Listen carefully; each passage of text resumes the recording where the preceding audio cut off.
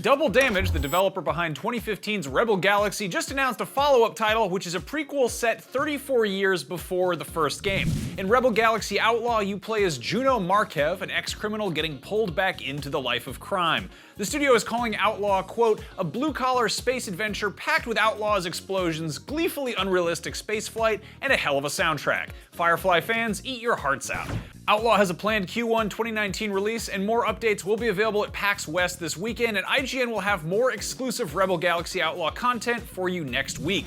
If you thought Infinity War was the most ambitious crossover event in history, you were wrong.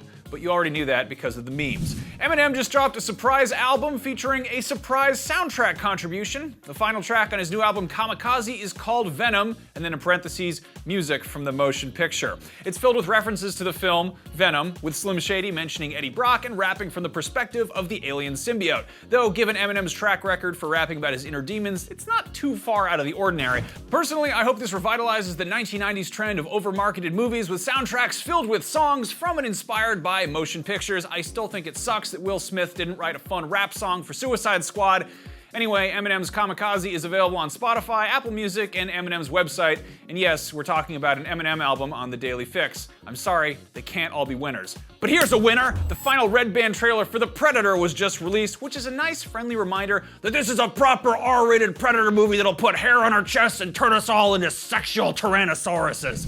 The new trailer is not shy about how much this is taking cues from the original. The ensemble cast features a bit more diversity, but mostly in that not every character is a big, tough, greased-up muscle man, but there is still a very strong 80s action film vibe. The cast includes the Punisher himself, Thomas Jane, as well as Black Panther's Sterling K. Brown, Olivia Munn, who gives me hope that there's a bright future for people who have a talk show about video games, and Jake Busey, who you might remember kicking ass in Starship Troopers, or for being the son of Gary Busey, who was in Predator 2 and once snorted cocaine off of a dog. True story, I think. Google it, look it up. Anyway, The Predator comes out September 14th, and if you think it looks stupid, that's great! Nobody cares! It is the fourth movie in a franchise about an invisible space monster who shoots lasers at bodybuilders in the woods. His blood glows in the dark. Spoiler alert, brain geniuses, Predator has always been stupid.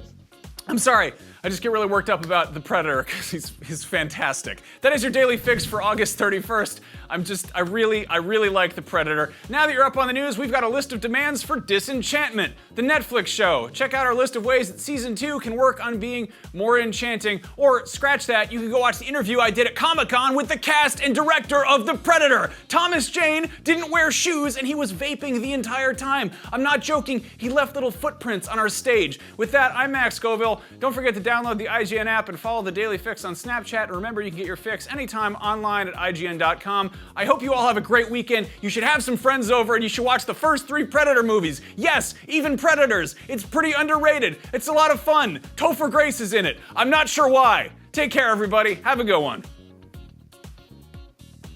Predator.